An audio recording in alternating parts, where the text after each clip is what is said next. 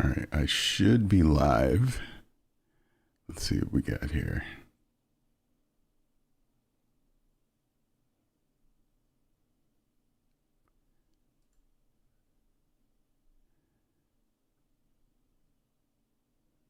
Let's see if it's live. Are we live? I think we're live.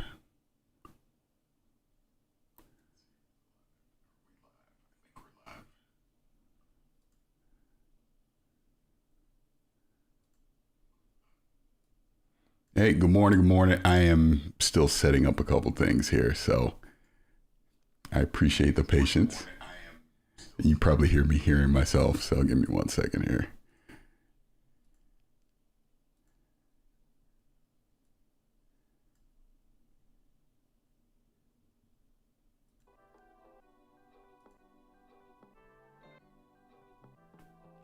Yeah, what's going on? Good morning, P-Lump. Let me know if you hear music in the background and if it's too loud. That's what I'm working on right now.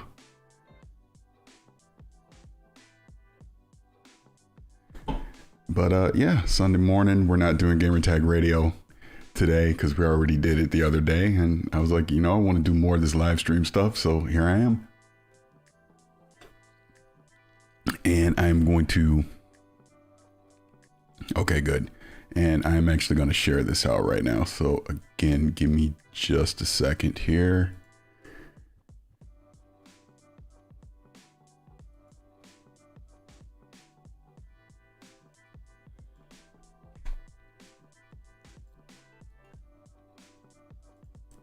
Post that. Let's post this. And posted. All right, we should be good to go now. You said it's faint. Yeah, I just kind of wanted just a little something in the background. I'm gonna turn up just slightly more. But again, I appreciate everybody being here as I see people starting to come in right now. But yeah, I just want to do a live stream. I don't really have much going on. Today is just a chill Sunday, and obviously the past week, as we knew coming into it, was gonna be crazy. So just wanted to kind of talk about some of that stuff, and obviously interact with everybody in the chat as well. The Xbox layoffs were horrible, as we all know, and then we saw, I guess it was that the next day. I guess that was the very next day that Helldivers 2 was coming over to Xbox. And everyone's had varying opinions about that. We talked about it a little bit on Gamertag Radio the other day, and I kind of just wanted to follow some of that up. As I think, what did I tweet? I think I tweeted the clip, and I even said that Helldivers 2 coming to Xbox is a sign of change, because I do believe that. Excuse me. I do believe that it is a sign of change, that we're seeing a PlayStation first party published game come over to the Xbox platform. Obviously, if you go back, 18 months or so, we saw Xbox start to do something similar.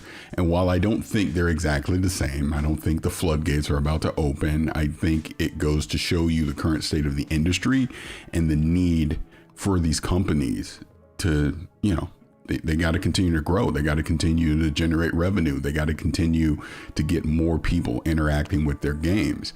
And really, this goes all the way back to 2016 when we saw Quantum Break go to PC. And that was kind of just the first dipping of the toe into the waters of, let's take our first party games. And, oh, hey, how you doing? I appreciate you checking this out for the first time. Let me know how I'm doing. I'm not some professional streamer or anything. I'm just on here rambling. But, when we saw them dip their toe, Xbox with Quantum Break, and that obviously escalated into now, it is just a standard that Xbox first party games will be on the console and on the PC day one. We're now seeing that evolve even more, that now you're starting to see games come to PlayStation. I don't think we're at the point where everything's going to be day and date, but that day is coming. I think as Xbox ramps up their studios and gets the support and everything, you're going to, like, as an example, I fully expect Fable to be day and date on PlayStation. Obviously, we know Gears of War Reloaded is happening. Halo is eventually going to happen. You're going to see all their major titles as their big studios can support the, the development or the resources or whatever I'm trying to say. They'll put their games to date on PlayStation. You will see games come to Switch too as well. Wait, this is why I wanted to do the chat for comments like this. Let me finish what I'm saying, and I'm going to address you, Mr. Weechi, about what you just said, because I want to get to my point here. It's about, hey, we got to generate more revenue for a variety of reasons. Obviously, we see with these layoffs, the big acquisitions, the return on investment, this has escalated and caused a lot of this. It's clear as day. And we know Microsoft, their AI initiative has probably spurred on a lot of this as well. But I do want to turn it back to the PlayStation side of things. And I will kick it off here with what I was just saying with Mr. Weechi. I hope I'm saying that correctly. That it's just a live service game. I remember 18 months ago, it was just 4 games. It's the same thing. And even one of those games was a live service game. Here's the bottom line on it, Mr. Weechi, and what my whole point on this is. You are correct. It is just a live service game. I fully expect every live service game coming from PlayStation moving forward, Marathon, Fair Games, etc., will also be on Xbox day and date. Moving forward, I don't think we'll see a delay with that, because why not? The whole point of a live service game is you got to get as many people playing that game, right, for it to survive. We're seeing the casualties across the industry. Obviously Concord, was a big one with that. But going to my point, if this is successful, yes, they will do more live service games. But like I said on Gamertag Radio, I fully expect they will experiment with a single player game. We've obviously seen a small sample of that with Lego Horizon on the Switch, but I do think we will eventually see a single player game come over to the Xbox. And I do think it happens before the end of this generation. I do.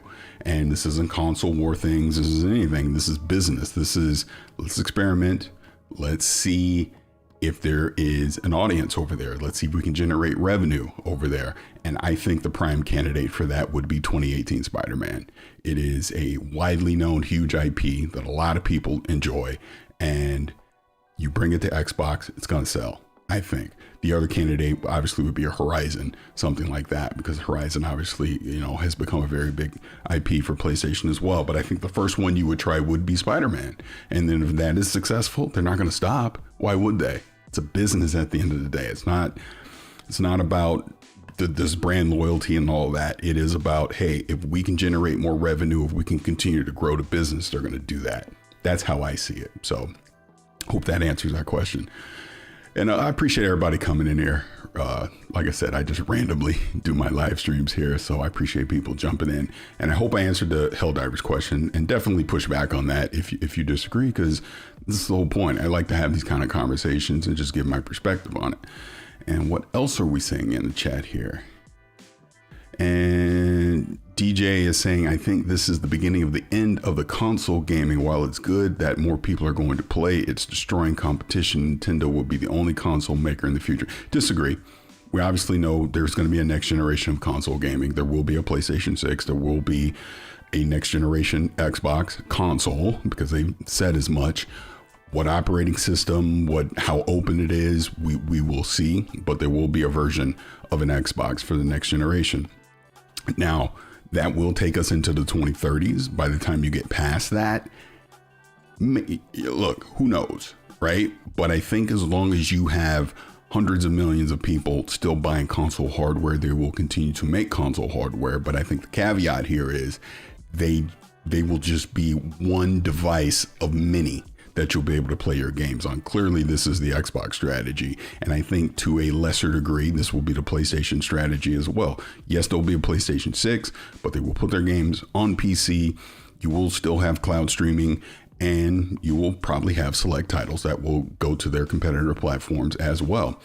I think that's just, as I like to say, I think that's the future. I think that's what's happening. So we'll see. And Gooby saying consoles will never die. Yeah, it's pretty much what I just said. And Sick is saying, appreciate you popping up, Paris, talking to the community and wherever you can. Yeah, I mean, that's really all it comes down to. It's just when I have time. I mean, obviously early on a Sunday morning, don't have a lot going on. So I figure, hey, what the hell during the week? If I'm not stuck in a bunch of meetings and I got some extra time, I like to pop on. So, I do apologize for the randomness of the streams that I do. I don't have a set schedule, but it's just when I get time. And Hazador, appreciate you being here. Paris, real question. So now that Sony has put 12 million copies plus, wait a minute, let me make sure I'm reading this right. Real question is, now that Sony has put 12 million copies plus sold Helldivers 2 on Xbox, what says the other games with much lower sales comes to other platforms? Excuse me. I got to stop drinking carbonated water. But to your point, this is pretty much what I'm saying is, if you see an opportunity to take a title and grow its audience, why wouldn't you do it? From a business standpoint, why wouldn't you do it? That's my question. Clearly Xbox is doing it. So why wouldn't PlayStation follow suit with that? Again, I do not think they will be as aggressive, but I think they will do it, because I remember a day when people thought they were crazy that they would never put a game on PC. And look where we are now. People now expect their games to come to PC. So I'm sure, as we know, they'll never put a game on Xbox. Now we're seeing that they're doing that. Why would they stop? Unless they just do not sell and it becomes cost prohibitive for them to put a game on another platform with an audience. Say what you want about Xbox, what you like, don't like. I mean, they have essentially a core 30 million player audience on console. Yes, people play on Game Pass, but obviously people are still buying games on there too. And that's going to be their bet of how many people are going to be willing to buy a game on the Xbox platform that wasn't buying it on a PlayStation platform on our PC. That's what it comes down to. So we'll see. And someone's asking me if I saw Superman. I am going to go see Superman on Tuesday. I'm going to the Amazon Prime early IMAX screening. I'm going to take my kids and we're going to go see it. I'm really looking forward to Superman.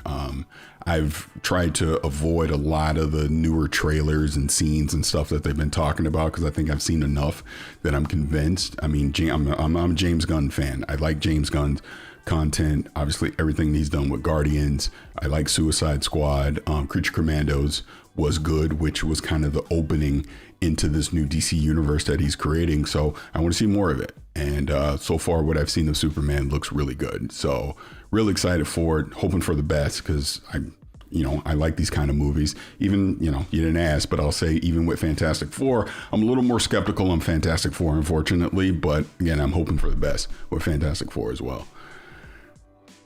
And what else do we have here? Again, I appreciate all y'all hanging out here. I really do. And Arkham just sent a $4.99 super chat. I truly appreciate that. Thank you so much for that.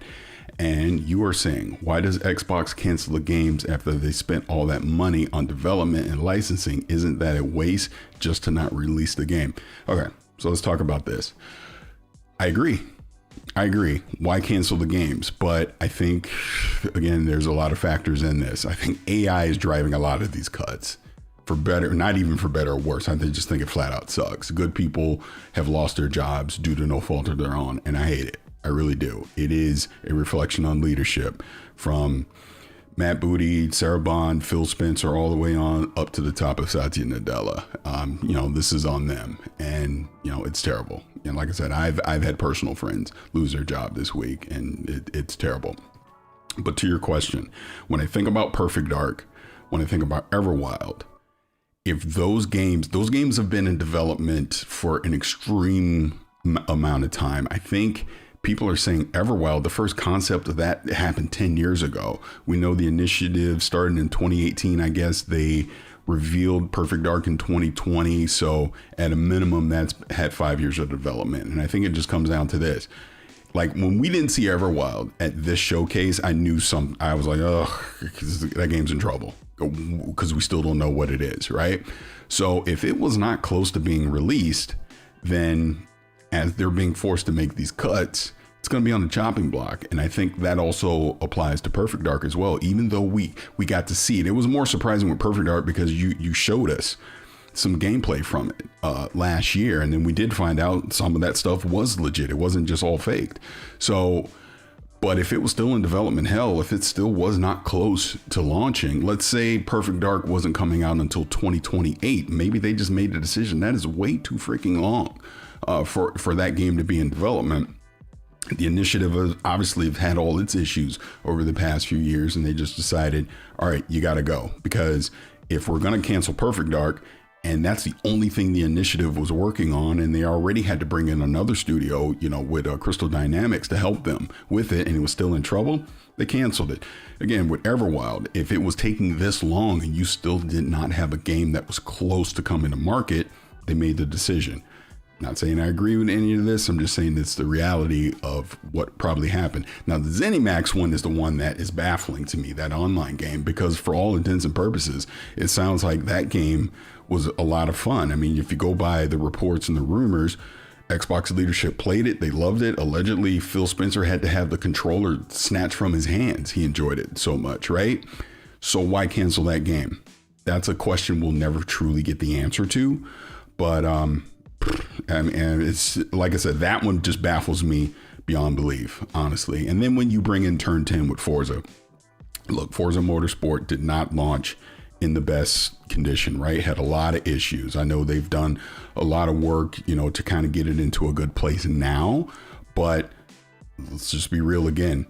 Horizon is the Forza brand now. That is the most popular one. We're clearly seeing the numbers across all platforms.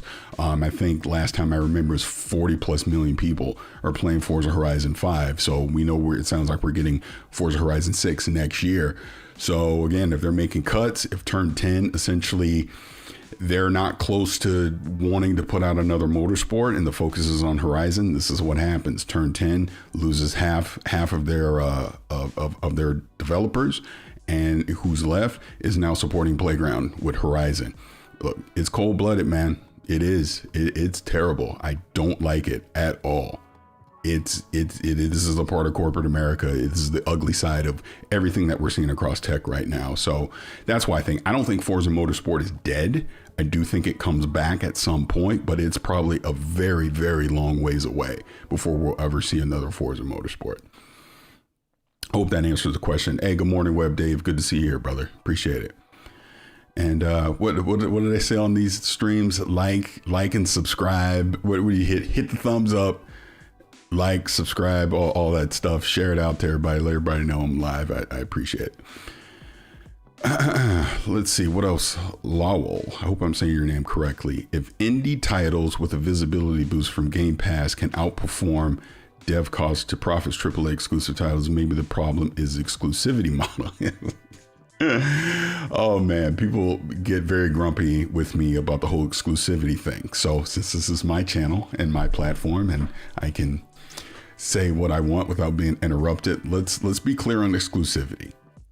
If a company owns the IP, they can do whatever they want with it, is how I see it. So if PlayStation wants exclusive titles, if Nintendo wants exclusive titles, Xbox, etc., they can do whatever they want. If you own the IP and you own the hardware and you decide I only want you to play the game on this hardware, then that is perfectly fine. My issue with exclusivity is third-party exclusivity. I don't like it. I never have.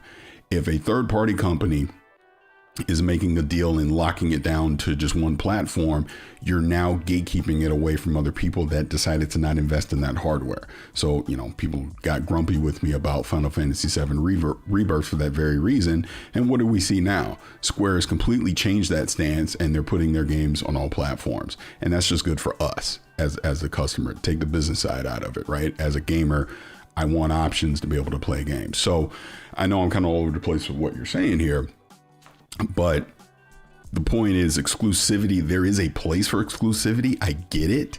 But I think overall, as we're seeing in the current climate, you're better off putting your games in as many places as you possibly can to give as many people the opportunity to engage with that game and to potentially purchase that game. That's just my opinion. And I know there's various opinions about Game Pass. Is it sustainable? Xbox is ruining the industry with it, all of that. Maybe, maybe not. I've always said I thought Game Pass was a great value. We're starting to see now that Microsoft, that Xbox, actually has content, not sustainable, but consistent content to put into Game Pass. We're truly starting to see the value of it. I do expect Ultimate is going to get a price increase because the prices of everything is going up, right? But is that hurting the industry? Is that ruining everything? I don't know. I hear various opinions. I hear some devs say it does, some say it don't. We obviously just saw an example of like Expedition 33, which is in Game Pass, but it didn't seem to hurt it. It only seemed to help it. So I don't know. Again, I'm not in those meetings. I'm not a financial expert. I'm just a gamer like everyone else with an opinion. So I'm on the outside looking in. I hope it isn't. Let's put it that way. I hope Game Pass is not ruining the industry. I really don't. I would also say you would think at this point in the game, with all the changes that Xbox has made, with this multi-platform strategy of the layoffs that we're seeing, all this stuff, if Game Pass was truly hurting their bottom line, they'd have been more than justified to just kneecap it right now. We're done. We're out. Give your explanation. Some people are going to be mad. Some people are going to be happy, and you just move on from it. But the fact that they seem to be doubling and tripling down on Game Pass, I don't know. They clearly have a reason for doing that, because I think there's been enough discussion about it that if it was hurting the industry from their point of view, and again, they're a Microsoft corporation, I don't know, but you would think they would get rid of it at this point. Just have Play Anywhere, get rid of Game Pass, and just move forward and say, look, you spending $80 on games moving forward. You would think, especially now that they're the biggest publisher and they have so many games, they could be able to get away with that, I would think. But maybe I'm wrong. What do I know? I don't know anything. East Vandal, the whole slate is coming to Xbox. I don't think so. No, I don't think the whole slate's coming to Xbox. I think you will see live service games from PlayStation come to Xbox. And I think you will see some experimentation with single player games coming to Xbox. How successful that is could open it up more. And I don't think you'll ever see a day and date single player game from PlayStation come to Xbox. I think it will be something, again, like I mentioned before, like a Spider-Man 2018, or maybe, here's the example. I was thinking about this. There's obviously rumors about there being a Venom game, obviously the Wolverine game coming from PlayStation at some point. So if you want kind of what Xbox is doing with Gears of War Reloaded, you want to get people introduced to that world, to that universe, you put out Spider-Man 2018, and then 9 months, a year later, the Venom game comes out, right? Just like I think here with Gears of War Reloaded, we're going to get that on PlayStation in August, and then probably a year later, you're going to get Gears of War E-Day. Now people on PlayStation have never played Gears of War, understand Gears of War, the mechanics, the cover mechanics, the characters, all of that, and now you introduce the new game, they're excited to go play it. I think that's probably the play if PlayStation does single player games on Xbox. And Horizon Zero Dawn, yeah, Horizon obviously is a big candidate for that as well. Clearly, they could do Uncharted, they could do Last of Us, again, they could do any of their big major IPs. I think you would start with Spider-Man because it has the most brand recognition. And Wagerman with a $10 super chat, and you were saying good morning. Again, thank you so much for that. Very generous of you. And you're saying good morning. Lots of chatter about whether Xbox shouldn't publicly respond to criticism. If there is a response, what format should it be? Podcast, business update, interview, blog post. With that said, and I know this is super awkward, I have to go address something. I will be back in like 2 minutes. I promise. So I will be right back, and I do apologize. I'll be right back.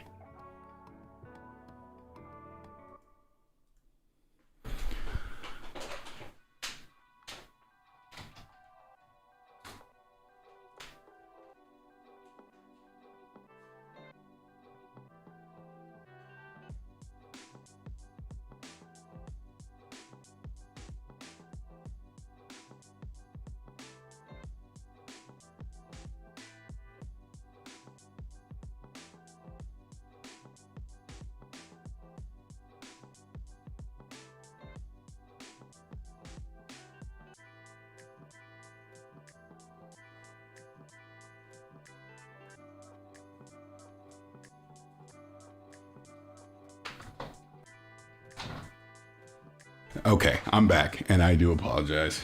Sorry about that. Definitely sorry about that. And okay, I should be back. Alex sent me a banana suit. I wish. But to answer your question again, going back to the super chat about, and let me just hit it again. So like you're saying, there's a lot of chatter about whether Xbox shouldn't publicly respond to criticism. If there's a response, what format should it be? Podcast, business update, interview, blog post, etc. Okay. So, and I did just see your tweet, and I responded to your tweet about this yesterday. So I had already said this on Kind of Funny when the day of the layoffs happened, when myself, Mike, and Gary were on KFGD and we're talking about this. I was like, I do think there needs to be a follow-up to this, because there's obviously a lot of doubt. There's a lot of criticism, valid criticism about what's going on with Xbox. Why are you making these decisions? All of that. And you're asking what kind of format. So here's what I think they would do versus what I would want them to do. I think you get a blog post. I do. I don't think you get them doing the business update they did with Tina last year. I don't think you're going to see that again. I think that was a one and done. I don't see them having that format again. I also don't think they're going to sit down with an IGN or Skill Up or somebody like that, right? I don't see them doing that either. I see them answering it in a very strategic way, their way, where they control the message, versus if they were to sit down in an interview, there's going to be pushback. There's going to be follow-up, right? A lot of the problems that Xbox has had over the past few years, maybe even longer, is when they do these interviews, and I've been a part of a few, and you get quotes from their leadership, and then something changes 6 months later. Now they got egg on their face, right? I think they're just going to answer it their way. And with Gamescom coming up, and you know they're going to be there, you get in front of this before Gamescom, because those questions will come at Gamescom. Now, to your point, Wagerman, let's say they do, like what I would want a sit down interview. And if they do it, it will be with someone from Xbox asking the questions, and maybe they do it at Gamescom. That might be the option. But I think someone outside of Microsoft sitting down with Xbox leadership and asking them questions about what's been going on, I don't see them directly answering in that until they have an official statement out themselves. And then they will refer back to the things that they had already said. That's my opinion. So we'll see. I hope that answers the question. And wow, man, it's like 150 people here. That's crazy. That's crazy for me just randomly doing this. So again, I appreciate y'all being here. Wolverine coming to Xbox, the mouse want their money. I don't think so. I don't think Wolverine is coming to Xbox, and if it does, it'll be a long ways away. It won't be a day and date thing, anything like that. That's just my opinion. Wait a minute, pause. Hashtag no Paris. I don't know what that means. What does that mean? I don't know what that means. Did I say or do something dumb? Let me know. Okay, and what do we have here? Helldivers announcement and timing was very intentional and spoke volumes. Yeah, it does make you question. The very next day after the layoffs, you have this announcement come out. You would imagine PlayStation has some say so. And when this announcement and the date's happening, I don't think it's a coincidence that Helldivers and Gears of War are coming out on the same day in August. But look, what happened? You had the layoffs. Everybody was talking about that the day before. The Helldivers news drops, and we're still talking about it, but not at the volume that we were. Most of the conversation now has turned to Helldivers is on Xbox. What does that mean? That's the conversation versus all the people that got laid off, the games that were canceled, and the studio that was closed. So fair point. And was this Brando of Doom with a $2 super chat? Thank you so much for that. When are we getting an Oh No It's Alex collab? You know, it's funny. Obviously, I've gotten to know Alex over the years, but we've never met in person yet. I'm assuming that day happens, maybe even next year or so. definitely we got to meet up in person first, but I'm sure one day we'll have a collab. We've actually, you know, I've gone on his show just randomly, you know, over the years, and we've had conversations. I know we talked in Twitter Spaces, stuff like that. You know, his style is different than mine, but you know, he cracks me up. Let's see. And Top Gun, and again, thank you for that super chat. I appreciate it. And Top Gun is saying it's about breaking down barriers. Some fanboys just don't get it, though. Gaming has evolved and times have changed. Exclusives don't matter anymore. I'm looking forward to playing Spider-Man. I will agree with you mostly that exclusives don't matter. Like I said previously, if you weren't here before, if you own the IP and you own the hardware and you decide I only want this game on my platform, you are completely justified to do that. I would never tell or say that PlayStation should put their games on Xbox. They don't have to do anything they don't want because they own the IP. They're going to make a business decision on it. Does it make sense? Does it not make sense? You got to look at it that way. And clearly we're starting, as you said, to see those barriers come down. Xbox has just completely ripped the Band-Aid off at this point. There shouldn't be an Xbox game that comes out that you shouldn't expect to show up on another platform at this point. Now, does that mean 100% everything's coming to PlayStation or Switch 2? No, but I think the vast majority will. I talked about this before. I had a conversation during the Xbox showcase with someone, and I asked, I go, wait, why isn't South of Midnight on PlayStation 5 or a game like that, right? And the response was, if it makes sense, if the studio, does it make sense to have a studio have their time and resources to port a game over to another platform, or does it make sense for us to have that studio start working on the next game? You know, and I'm like, okay, that makes sense. So that tells me there is some flexibility on that. Like, as an example, you look at Double Fine Keeper. Keeper is not on PlayStation 5 day and date. It's on Xbox and PC. Now, does Keeper eventually come over to PlayStation? Maybe, but maybe they want Double Fine working on the next thing and it doesn't. Use that as an example. So we'll see. And I hope I'm answering that question, or I'm not. Just follow up, let me know, because sometimes I get on a tangent and, you know, I might miss the full point of what you're saying. And AKW with a £5 super chat. Thank you so much for that. And you were saying, what's good, Paris? Hope things are well. I hope this is going to be a permanent thing every Sunday morning, and I will soon be a part of the PC crew. I cannot guarantee that this will be a permanent thing on Sunday. Typically, we do Gamertag Radio on Sunday, but it just so happened we didn't do it this morning.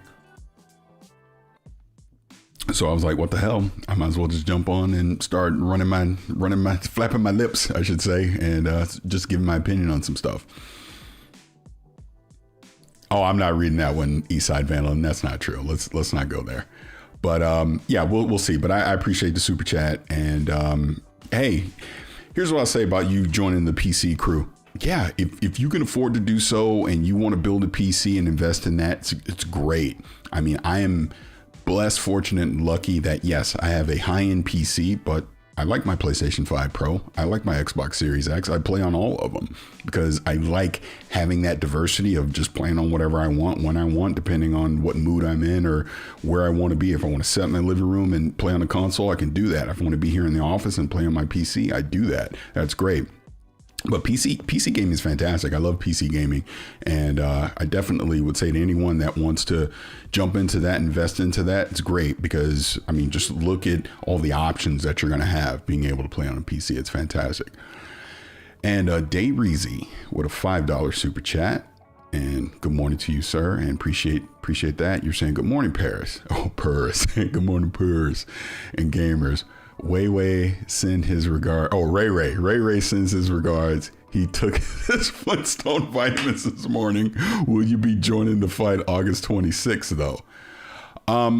Here, fun fact about Helldivers 2. I mean, I played it. I think it's cool, but I've not invested the time into it. Like Gary Whitta, as an example, loves Helldivers 2. He has hundreds of hours into it. I think it's fun. It's all right. Will I jump in? Like, I'm going to be honest, August 26th, I'll be playing Gears of War Reloaded. That's more me. I want to play that. I want to run through the co-op campaign on that. That would be my priority on that day versus Helldivers 2. But of course, I'll check it out on Xbox just to see. And we already know just the people on PlayStation versus people on PC versus people on Xbox. You're going to have all that kind of stuff. And it's a co-op game, so it's not competitive, but we'll see. But appreciate the super chat.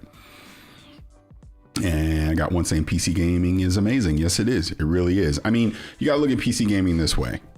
Again, if you're willing to spend the money and make the investment, the best a game will look and perform will always be on PC compared to a console. And it is what it is, right? I'm not saying console gaming is bad, because it's not. Go play Death Stranding 2 right now. Looks phenomenal on there. Spider-Man looks phenomenal on Horizon as an example. But I mean, PC gaming, if you are willing to invest into the high-end GPU, CPU, the memory, all those things, I mean, that's going to give you the best visual fidelity and performance. Just always will. And let's see, what are we at? Sorry, I'm just reading the chat here. And oh, wow, man, it's 200 people here now. God damn, I guess the word's getting out. But I appreciate you all being here. I appreciate everyone.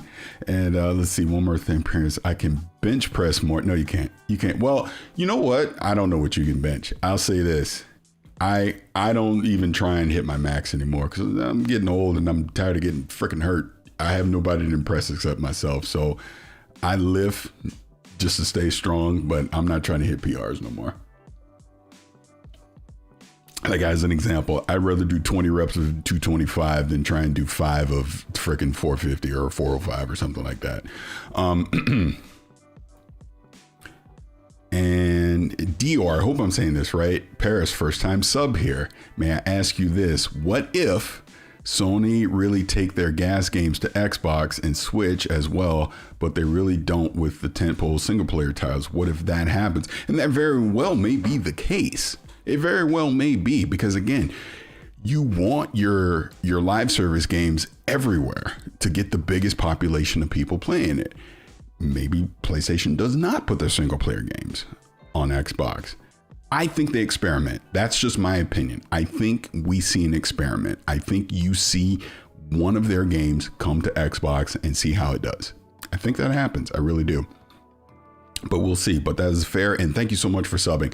I set this to sub if you want to respond in the chat, just so people aren't trolling. And honestly, it's just a minute, right? If you sub. So even if you do want to troll, sub, wait a minute, and then you come in here and troll, and then I'll mod you and kick you out.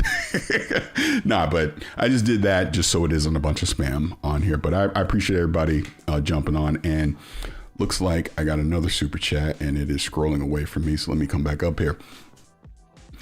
Legendary Yobi with a $10 super chat. Thank you so much for that. And you're saying hashtag peace, love, life, Paris, showing love.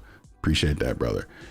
P.S. Would love to see you do some content with 108 Dragons T. Yeah, he's a super tech head and would be awesome.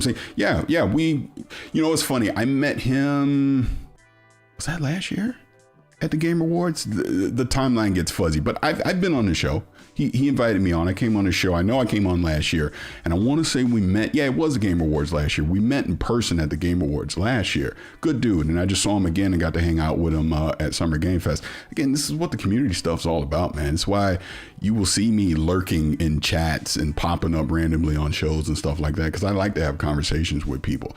Even if they disagree, we don't have to agree. You know, I just like having conversations. Like I was on Kay Asante's show yesterday, and we had a whole panel of people, and we were talking about all this Helldivers and PlayStation stuff there as well. And it was a fantastic conversation. It was just 4 brothers on there, and we're just talking. We don't necessarily all agree. We got different viewpoints, and it made for a fantastic conversation. I love that stuff. So yeah, you don't have to worry about that, man. Definitely 108. Him and I will for sure link up again soon. Again, good dude to meet in person. He's hilarious. AKW, I love it, Paris. You are down to earth. I don't know. Some people think I'm an a-hole, so. L405. Yeah, on bench, just so you know all my PRs over my life, bench 405 isn't max. Squat 405 has been my max. Deadlift 605. 605 on deadlift has been my max. And that was when I was a little bit younger, and you get injuries and stuff, and it's like I don't even try and do that right now. Right now, if I bench, like I said, if I'm just trying to hit reps, I'll just do 225. I ain't got to impress nobody. If I want to go up a little bit, I go up to 315. On that deadlift, honestly, I don't go over 405 anymore, because what's the point? I'll just 405 and just do it for reps. And even on the squat, I just take it down to 315, because again, I ain't trying to impress nobody. I'm just trying to stay healthy. That's all it is. Stay strong and stay healthy. But and Lavel's asking me if I've ever watched VG. Wait a minute, I just scrolled past a little bit. But you're asking me if I've ever seen VG Fight School. Ironically enough, he was on the panel yesterday with KS Ante. And yes, I've watched his videos, and I've, for better or worse, been featured in a few of his videos as well. Smart dude. I appreciate his perspective and takes on things. And, we've talked a little bit, like I said, on a couple different live streams. And, I've tweeted at him a few times as well. Good brother, good dude. Let's see. What else do we have here? I love this question because I want to address it. This is funny. So RP Spaces is asking me, Paris, serious question. Did the Cyberpunk chair cloud your judgment on the game? So give me a second. Give me a second. I'll be right back.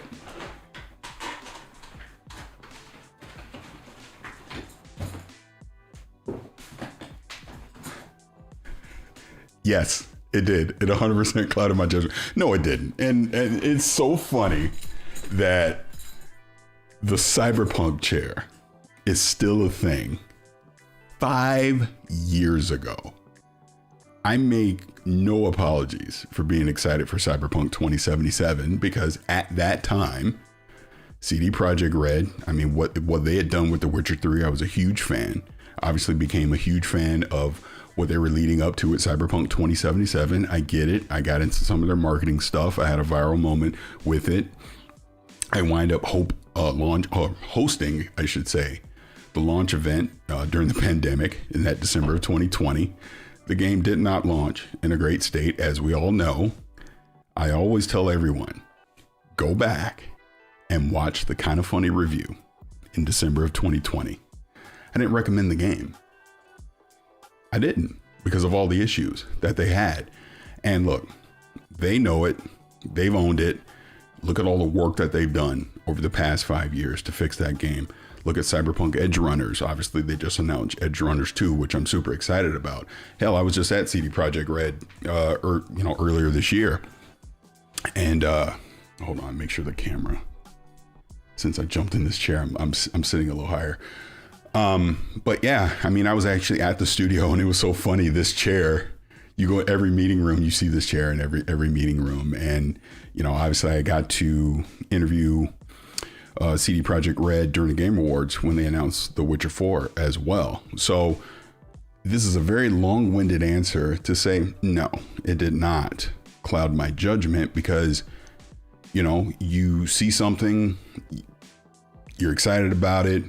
Obviously, if it launches in a bad state, you own it, right? You say it. You don't make excuses for them or anything, which I've never done. And like I said, I've had conversations with some of the folks over there. They know. And, the fact that they stuck with the game and they fixed the game, credit to them. And, look where Cyberpunk is now. I hope that answers the question. Wait, I thought I just saw a super chat. Did it not come through? If someone sent a super chat and I didn't read it, please. Yeah. If someone sent a super chat and I missed it, please send it. I swore I just saw one and then it went away. Okay, sports talk. Anthony is asking me, what do I think about my guy Ayton to the Lakers? I think we had to do it because we needed a big man. Minnesota exposed the fact that the Lakers had no size and obviously took us out in 5 games, right? So Ayton essentially was the best big man available without giving up the farm, to get someone like Kessler from Utah. So we'll see. He has incentive to play well, because if he plays well, he'll opt out and he'll get a big contract. We obviously need him to play well. I mean, you know, I know there's always crazy rumors about LeBron and everything. LeBron ain't going nowhere. So let's see what Luka and LeBron can do. What I would say is his last year as a Laker. I don't think he's a Laker, whether he plays or not. I don't think he's a Laker after this year, speaking of LeBron. But Ayton has the potential. We saw it during the playoff run when they got to the finals against the Bucks. Ayton with Chris Paul played well. So let's see what Ayton can do with Luka. That'd be my response. And I appreciate that. Oh, Soltech, you said you sent a super chat. Now, let me see if I can find it, man, because I don't want to skip over what anyone has sent. Gosh darn it. This is where... Okay, what do we got here? Okay, I found it. See, I don't know what I'm doing, so I found it. But Soltech, you sent a $1.99 super chat, and appreciate that so much. I really do. And you said, "Sup, Paris? Great time hanging out at SGF." Yes, again, this is what I was just talking about before. I mean, being at Summer Game Fest, being at the Game Awards, and just being able to hang out with people, and we're just having conversations about gaming and having fun. There's not all this social media nonsense, drama and trolling and all these things. It's always a great time. I will always recommend the in-person experience versus being online, because people are being their true, genuine selves in person versus some people, you know, like to be a character online. So no, I appreciate that. And this is why I go to PAX, I go to Comic-Con, I go to all these things, because I like meeting people in person. I like hanging out with people in person.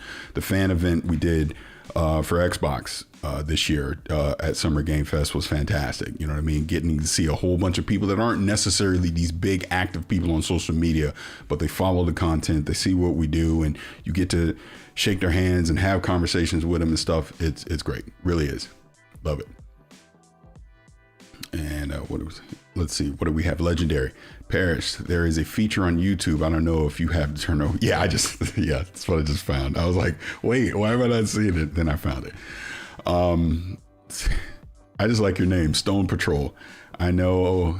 Oh, Helldivers 2. I know Helldivers 2 is sold around 13 million. How many copies were sold on PlayStation 5? I always heard PC was the majority. That's what I've heard too. I've heard the majority of people play Helldivers 2 on PC. What the exact numbers are, I don't know. But I would say this, excuse me, if Helldivers 2 was reaching its full potential on console, you would not see it come to Xbox. I think that's fair to say, right? So we'll see.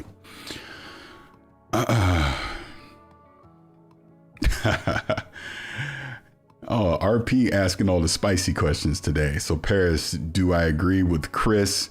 I think it's Avalone. I believe that's how you say his name. Blaming Xbox content creator for the layoffs. No, I don't agree with that. I thought that was a pretty immature and ridiculous comment to make in public, especially knowing who he is. He, you know, being a game developer, and it was ridiculous. It was a ridiculous comment that you may think that privately or whatever, but why are you putting that out there publicly like that and literally trying to blame a couple people for the decisions that are being made by a multi-trillion-dollar company?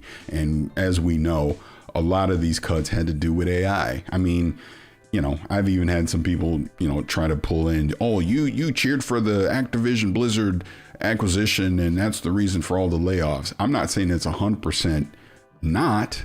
I'm sure it plays into it, but to try and blame YouTubers or podcasters for the decisions that corporate America is making is kind of ridiculous, in my opinion. Because here's the thing, whether we agreed with the acquisition or disagreed with it, they're going to do it anyways. And this was going to happen anyways, because it's not our decision. All we can do is look at the landscape, see what's happening, and give an opinion on it. So, you know, it is what it is.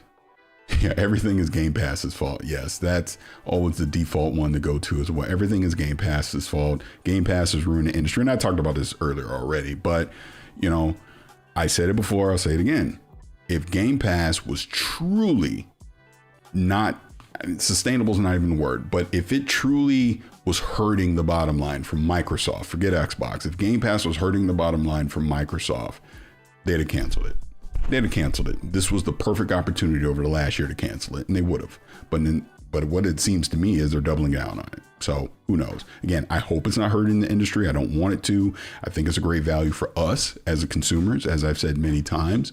So I hope it's sustainable. I hope it's working for the devs. I hope it works. And I think, as I've said a million times on XCast over the years, Game Pass doesn't work without content, which is why, I talked about you're acquiring Bethesda, you acquire Activision to put those games into Game Pass. Now you can play Call of Duty in Game Pass as an example. So we'll see. We'll see over the next few years how all this works out. And what else here? Looks like I got Mr. Weechi with I don't know the currency, but it's a $2 something super chat. Thank you, but there's no comment in there, but I do appreciate you sending the super chat. And I'm being asked, when is my next appearance on Kind of Funny? Soon. I know there's an episode we're going to do that we would have done last week, but just due to scheduling and just the madness of last week, they pivoted. And I'll be on soon. Might even be this week. I don't know. But I'm definitely, myself and Mike will for sure be doing something together at the end of this month in person. And I'm going to try and get up to the studio at some point here in the next, couple months or whatever.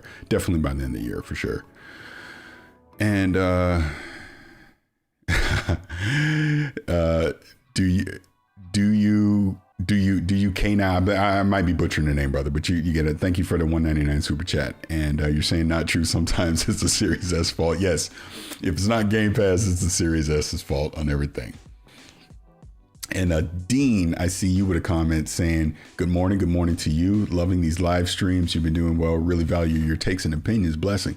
Oh, thank you for that. I always worry about me doing live streams and just rambling on. I'm always like, do I even make sense? Is this something that people actually want to see? You know what I mean? Because I don't have a script. I don't really have a true agenda. Like, I think of a couple topics, like obviously the Helldivers thing, and then the Xbox stuff is going to come out. I just like to be able to interact with people, and go back and forth. So I appreciate that. I really do. And I will try and do this more, on my personal channel. And wow, the comments are really coming in now. So let me catch up on a couple of these here. Day Reezy, $2 super chat. Thank you again.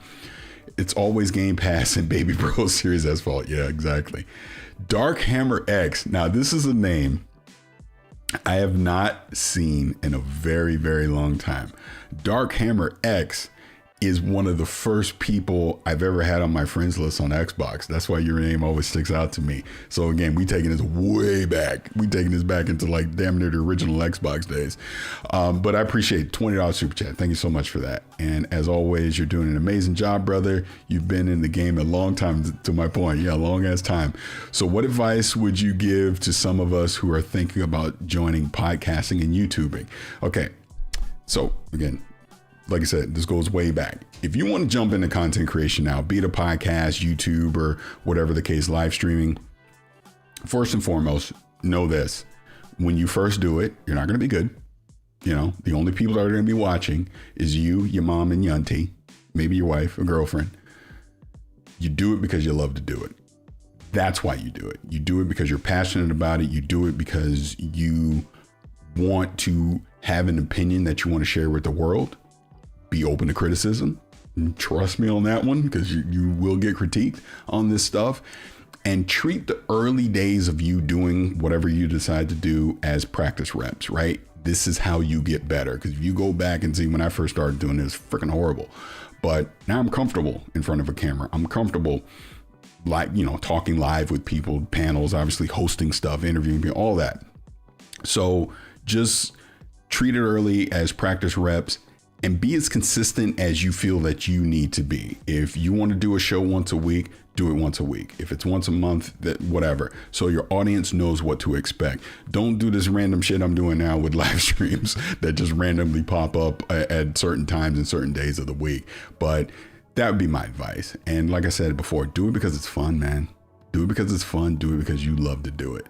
Don't do it to appease other people, right? Again, take the criticism in, take the feedback in so that you can continue to get better, but be true to who you are and what your opinions are and what you want to do. Because trust me, I get a lot of shit online And I understand why I get it, because I am a very opinionated person. I definitely come off as definitive with a lot of things that I say. It's just who I am. I can't help it. And when I get something wrong, you will have detractors out there that, oh, he said something wrong. Oh, he made this clip. I'm going to throw it in his face. And you accept it and you move on. But it doesn't change who I am. I'm not going to all of a sudden, oh, gee, you pulled a tweet of something I said 10 years ago, so let me change my entire opinion and everything that I've said. No. If I change my opinion on anything, it's because I've been presented new information on something, or a different perspective on something that, oh, wait, I didn't think of it that way. Or, oh, guess I was wrong on that. You own it, you move on. I know I'm rambling now, but you get my point as far as being a content creator. You got to have thick skin doing this. You do, right? I know I'm not perfect in the sense that, trust me, I have a lot of people say, ignore when someone says that. 99% of the time I ignore it. But every now and again, I'll dive in the mud and I'll respond on something. And I try to respond in a respectful way, but sometimes I don't. And I need to be better about that. Anyways, I'm rambling off of that. I appreciate the super chat, man. And let's see. Oh, Creed, you're not allowed to change your opinions. No, you're not. You're not allowed to ever change your opinion on anything. That one always cracks me up. It always cracks me up. They go, well, 8 years ago, you said this and now you're saying this. Hey, sue me. I guess I was wrong, or my opinion changed. Let's see. What else do we have here? Paris has never been horrible. Your advice means the world to me. Thanks so much. No, brother. Again, like I said, as soon as I saw the name, I was like, oh man, this is taking me way back in the day, man.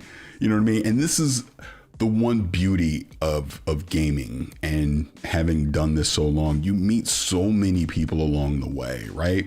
And the other advice that I would give you and everyone else here is treat people the way that you want to be treated, because the position that they're in today, you don't know the position that they'll be in tomorrow, right? And people have long memories when it comes to that stuff. So, you know, I try to always be respectful towards people. I try to return, you know, kindness with kindness, stuff like that. I try to set the example. Again, I'm not perfect. Trust me, I'm not perfect. But that's just my advice on that, is just, you know, you want to be treated with respect, give respect. Is that simple? And no, Gamertag Radio did not have a podcast today. We actually recorded it a couple days ago. I know Danny's going to put out some other stuff, you know, with his wife, Rihanna. But yeah, typically, you know, we do a live stream early Sunday morning. We didn't today, which is why I'm here. I was like, yeah, I'm usually recording something around this time, so why not just jump on and record something now? And Legendary saying, Paris, what do you think? Wait, what do you think? I'm there might be a typo here, so let me try and decipher what you're saying. What do you think content creators go at each other and get super personal and disrespectful? I never understood. I don't understand it either. And people, look, since people love to dive into previous stuff that I've said, I never go at anybody, right? I give my opinion on stuff, whether I'm right or wrong. I will never tell anyone where they need to play, how they spend their money. I don't go after people.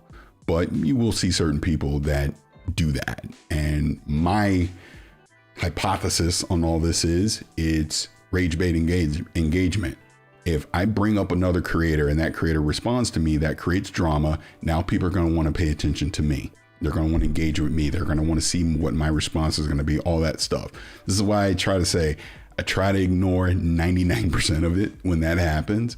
But every now and again, you feel the need that, hey, maybe I need to defend myself, or maybe I do need to address this for that result. But that's what they want. And trust me, I have people in my ear all the time saying, you're just doing what they want. Stop. Don't respond. Sometimes you feel that you need to. That's all. And if you go down my Rolodex of when I've had some infamous confrontations, there's a reason why. And I'll leave it at that. Where do I see gaming in the next 5 years? Oof. Man, I don't know. That's the crazy thing. Stuff is changing so rapidly, and all this AI stuff coming into the mix now. Like I said, you look at game development times are out of control, budgets are out of control, layoffs are happening all around. The actual talent that makes these games are getting laid off and are throwing their hands up and going, well, I'm just going to go into another industry. Why am I beating my head against a wall doing this? I don't know. Sure, we're still going to get some great games.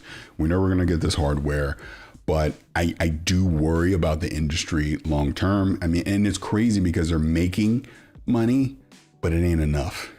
That's the worry that I see. I hope we're in a really bad time right now of course correction, and we come out on the other side of it, as you're saying, 5 years from now, and the industry is better for all of this awful stuff that we're seeing now. I hope that's all you can do. So we'll see. I'm not reading that one. That's funny though. And AKW's asking me, am I getting the next Xbox? I'm pretty sure I will. I don't see why I wouldn't. But it'll be interesting to see what it is, right? Is it just really just a hybrid Windows PC?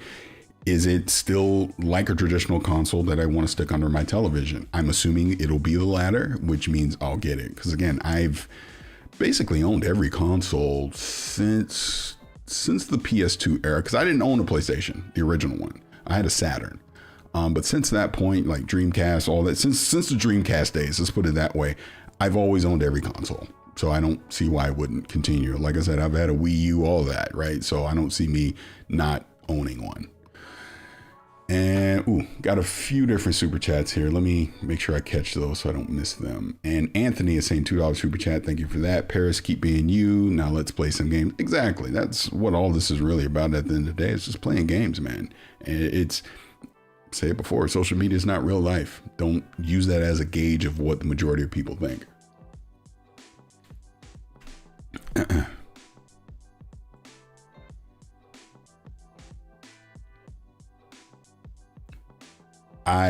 Okay.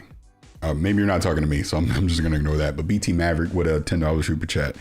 Appreciate it. And again, got to meet you in person. Great guy. Really, really awesome to see you during Summer Game Fest and hang out with you for a couple of days. And you were saying, Paris, what is your midway game of the year so far? Any early predictions for the Keeleys? Also, pleasure meet. Yeah, at Summer Game Fest. In-N-Out is the best fat. In-N-Out is terrible. In-N-Out is tourist food. No, if you live in Southern California, you know that In-N-Out is not good. But no, I appreciate that. My midway game of the year. So I'm gonna give you two different versions. I'm gonna give you what my personal one is and what I think it is. My personal game of the year so far is Blueprints, because it has made me do things that I never thought I would do. I'm literally writing all these notes, Excel spreadsheets, the whole thing. It really makes you think, like, so much so I'm playing two different versions of it on Steam and on Xbox. That's how much I love that game. I think the actual game of the year, it's a good question because there's a few different contenders. Believe it or not, I'm gonna say Split Fiction. Split Fiction's probably gonna get the most universal praise. That'd be my guess. And there's obviously a whole bunch of other contenders. Like hell, Death Stranding 2 just entered the conversation as an example. But that's what I would say. Yeah, as far as the Keeleys go, let's see what the second half of the year looks like. But it's been a really good year for gaming, right? So we'll see. Keeley. I won't dive into the weeds of that, but just trust me when I tell you, Jeff does not decide the game of the year. It is done by a panel of judges that do the nominations, the votings, all that, and I am one of them. Just to be transparent of that. But Jeff does not have direct involvement of what wins game of the year. Yeah, Expedition 33. This is what I'm saying. It's like there's so many contenders out there. I mean, and I could be wrong about Split Fiction. Hell, it might be Expedition 33. I have personally not played Expedition 33, and I know I should. It's just time, and I just not jumped in. And forget about Split Fiction. I don't think it wins, but it would mean yeah. That's what I mean. It's definitely getting nominated. Definitely getting nominated for sure. What else do we have? Oh wow, man! Now it's over 200 people here. Man, this is crazy. It's crazy to just be running my mouth and chatting about this stuff. Is the music even still playing? Is it annoying? Because I don't have headphones on, so I don't know what sounds are coming out to you guys. I'm just talking on here. I hope it is. If the music is annoying, I'll turn it off. Let me know. And let me see. Hey Paris, are you okay? You are saying my name correctly. I was being cheeky with the just live service games, just 4 games. I also bought Planet Alana because of you. I'm a noob here, commenting here. Oh no, hey, appreciate that. You know what's funny, and that's why you'll notice I will talk about games that aren't like some older games, like Planet Alana. When I saw it at the showcase, they were doing the sequel. I was like, man, I really love that game. So it had kind of been on my mind the past couple weeks. So I just started playing it again. I was like, let me go back and play the original, because I played it on Steam and I hadn't played it on Game Pass. So I jumped on Xbox and I'm just playing it on there. And I love talking about indie titles. That's why I talked about Blueprints is probably my personal game of the year right now, because that spoke to me. I liked what Blueprints is. The Alters is something else that, I had been talking about, because I love that. I love what 11-bit does with their games. I think The Alters is a fantastic game that everybody should check out, which again is another one I think could be a game of the year contender. It was that good. But no, I appreciate you jumping in. I love the fact that me talking about that got you to go check out Planet of Lana, because that's what this is all about. Let's check out new games. Let's support indie games, all that.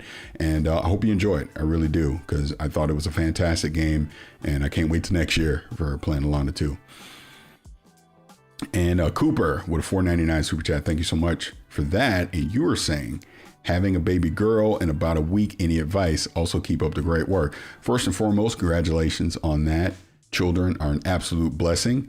My advice on you is get as much sleep as you possibly can now, because you will not be sleeping the first 6 months. That would be my advice. I would say, as a new parent, I know it can be scary. You're going to be like, what am I doing? Trust me, the instincts will kick in and you will figure it out. You will have an amazing time. Having a kid completely changes your life. It really does. So congratulations on that. And yeah, either you're talking about Planet of Lana. Yeah, Planet of Lana. Yeah, it's a very chill game. Just the music, the art, all of it. That's why I just got the screenshot just, in the background here, because I just love the aesthetic that game has. It's really, really good. Okay, the music, yeah, and that's what I want to know, because again, I can't hear it myself, so I just want to make sure it's not overwhelming or anything like that. And let's see, I only go by what I see, and I still say Helldivers 2 will not sell 1 million copies on Xbox. Maybe it doesn't. This goes back to the original part of this conversation. PlayStation is experimenting, and if Helldivers 2 is a huge success, expect every live game or every live service game moving forward will be there. And this probably gives the incentive to go, you know what if we put Spider-Man 2018 on there? Let's see how that works. That's what I think is going to happen. Again, remember, it was just 4 games. It's just a live service game. You never know. Yeah, but petition for me to play Expedition 33. The only reason I have not played it is my real life job, work schedule is always crazy during that time of the year, because I work in InfoSec and I do compliance, and I'm just buried in audits, and I'm traveling around to different locations and stuff like that. So I just didn't have the time. And then when you would get like an actual game, like, oh, hey, you need to review this, that, like, I went out to Poland, for 11-bit for that preview event. So it was just like, I didn't have the time, and I don't want to jump into it now, because as we get into summer now, I know there's other stuff I need to commit to that I'm not going to have the time. When I play Expedition 33, I'm just going to be playing it for myself, for fun. And I want to commit a solid block of time to just play it. So I might play it this year. I might not, but that's the beauty of gaming. There's no timetable, I'll just play it when I can, but it's definitely on the list for sure. I will play it. And Symbol the Rapper with a $9.99 super chat. Thank you for that. And you say, you think Game Pass would ever remove day and date AAA? I use Game Pass to try games I would never buy. Does it make me hesitant to buy on Xbox though? Would no AAA make the service more sustainable? So it essentially becomes PlayStation Plus at that point. If you remove day and date, the entire incentive of Game Pass, again, now they have tiers that don't have it, right? But if you remove the ultimate tier that has day and date, I mean, obviously it's going to make things more sustainable because you will have no choice but to buy, day and date games if you want to play them. But what's the point of Game Pass at that point? It's essentially just what's the word I'm looking for? A more robust version of Xbox Live Gold at that point. So like I said, if they were getting rid of Game Pass, I think they would have done it already. Now, what I do think is going to happen with Ultimate, they're going to raise the price on it. It's going to go up. And the bigger question is going to be, at what price does it become a deterrent? Whereas this is no longer a great value. I'm not giving you $30 a month, to have day and date games. At that point, hell, I might as well just go buy my own games, right? So we'll see. We will see. But that's a great question. I really do appreciate it. And what else do we have here?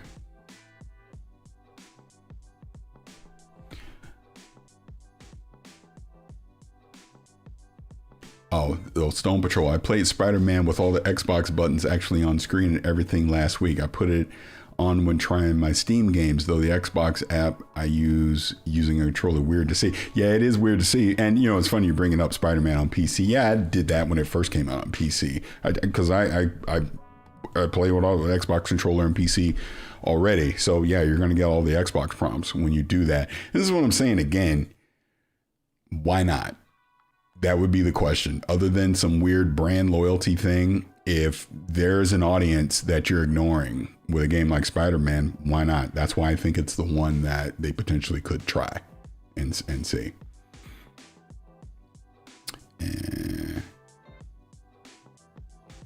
Yeah, I know. I know I'm going to love Expedition 33. It's just I know when I play it, from what everyone's telling me, it's going to consume me. So that's why I want to block out. Like, I ain't playing nothing else except this when time comes to go play it. And what else do we have here? Oh, it's awesome to see people thanking you, Cooper, in the chat. I appreciate that. That's really awesome to see.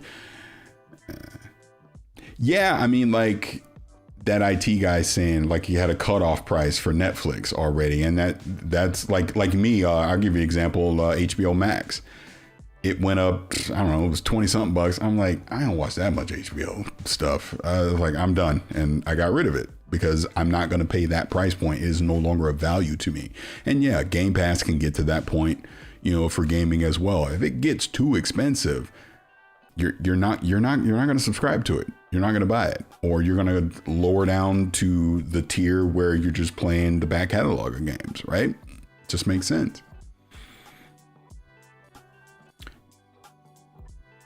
Yeah, see, this is the other thing about Expedition 33. It's funny that the conversation's turning into that. I'm not necessarily a turn-based guy either, which is why I wasn't running out to go play it when it first came out. And then what you're saying is what everybody is saying, that I'm not a turn-based person, but it got my hooks in me. I love it. So I'm definitely looking forward to checking it out. And Brad saying, I still haven't played Assassin's Creed Shadows yet, and it's looking like I won't play it until I finish Ghost of Yotai. Yeah, I mean, I played Shadows. It's fun. It was fine. It was a solid game. It's just, in my opinion, a darn shame that Ubisoft waited so long to finally go to Japan. I think if Shadows came out 5 years ago, it would have probably sold triple of what it does now. To your very point, Ghost. I still think Ghost was the better game. Ghost of Tsushima was better than Shadows, in my personal opinion. And Ghost of Yotai is definitely, again, talk about another game of the year contender. I think that is also going to be on the list when that comes out. I believe in September. I think that's when it comes out. And Stone is talking about Game Pass cutoff price is $25. See, that's kind of what I'm thinking too. I think once you go above 25, you're going to see a lot of people like, ugh, this is too rich for my blood, and they're going to drop off, in my opinion. So, and David is asking me, Why do you think there's so much confusion around the future of Xbox strategy? Even a former Xbox dev is saying, why would I buy the Xbox Ally when I can play their games on PS5? And if you remember, in January, I asked Phil Spencer this very same question. If you're putting your games everywhere, why would I buy an Xbox? And his response, for better or worse, whether you like it or not, was this next hardware is going to do something innovative enough that you'll still want to buy it. Let's see what that's going to be. I kind of have a feeling what I think it's going to be, but let's see. Clearly, it's going to be an open platform. You're going to have access to all your PC digital stores on it. It's probably going to be running some version of the standard Windows operating system. Let's see.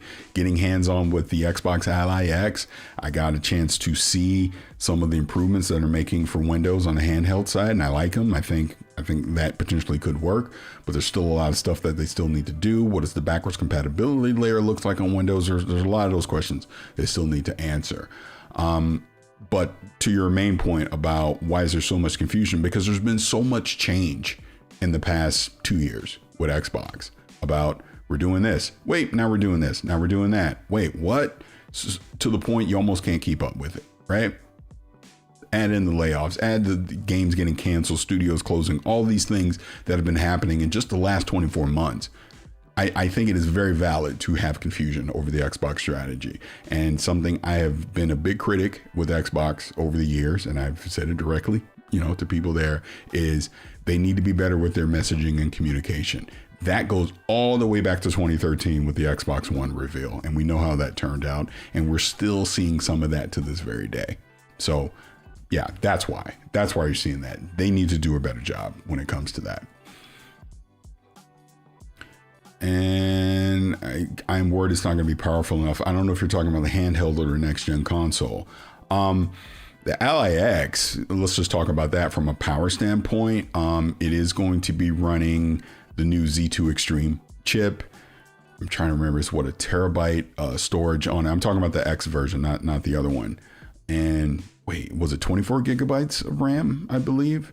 I think for a handheld, it'll be fine. And the fact that they're turning off resources that are not needed for Windows, that's going to provide some more performance back to it.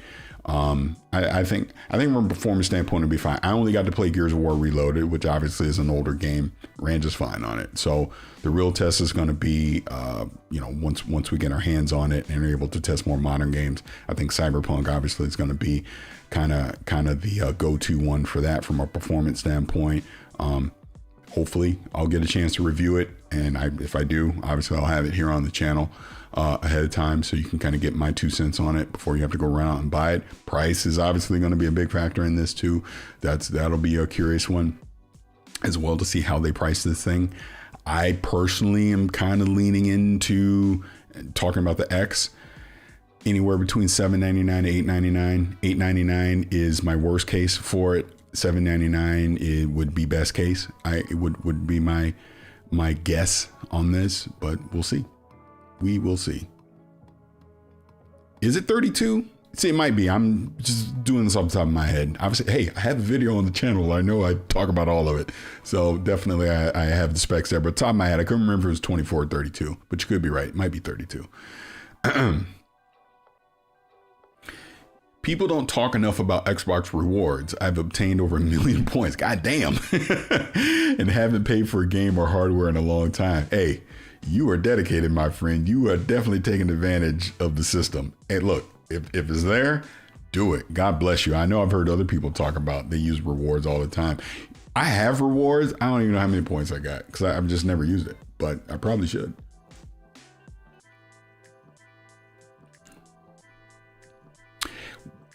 I don't think you can price it, and I'm talking about the Xbox Ally X. I don't think you can make it a $1,000. You do that, no one's buying it.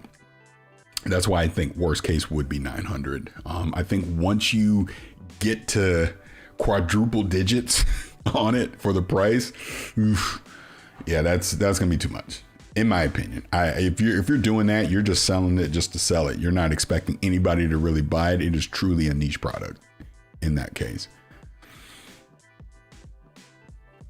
Damn, all these people, all these points. God damn, I should go look and see how many points I got. I don't know. Yeah, I have no idea what it is. But how long? Oh, I have been on here this long. That's crazy. I swear time flies.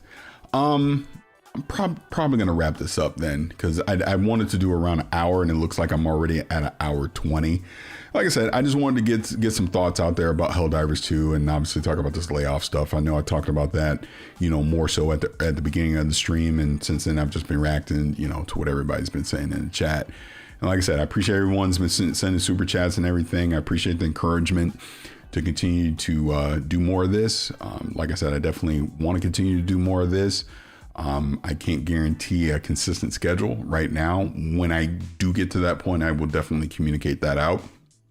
But it always amazes me that I can just flip live and, I get this amount of people that, want to jump in and, just have a back and forth about that. So I'll say again, thank you all for hanging out here. Thank you for all the kind words, for all the questions, everything. Still trying to grow the channel. So what did they say? Hit the thumbs up, like, and subscribe, right? And obviously still be on Gamertag Radio, still be on Unkinda Funny doing stuff over there, but definitely want to do more of my own personal content here. So like I said, again, I appreciate you all being here, and I think I'm going to go ahead and end this. So thank you all for hanging out, and y'all have a good rest of the weekend. Have a good Sunday. Why am I losing my voice? See, I talk too much. This is what happens when you talk for an hour 20 straight.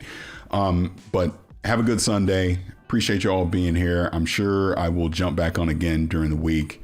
I'm sure something else will happen, right? And we'll be talking about that too. I definitely know there will be some fun stuff that I will have on the channel more towards the end of the month. Can't talk about it yet, but they're coming. A couple of things for sure are happening. And there's another one that might happen as well. So we'll see how that goes down. But again, have a good Sunday.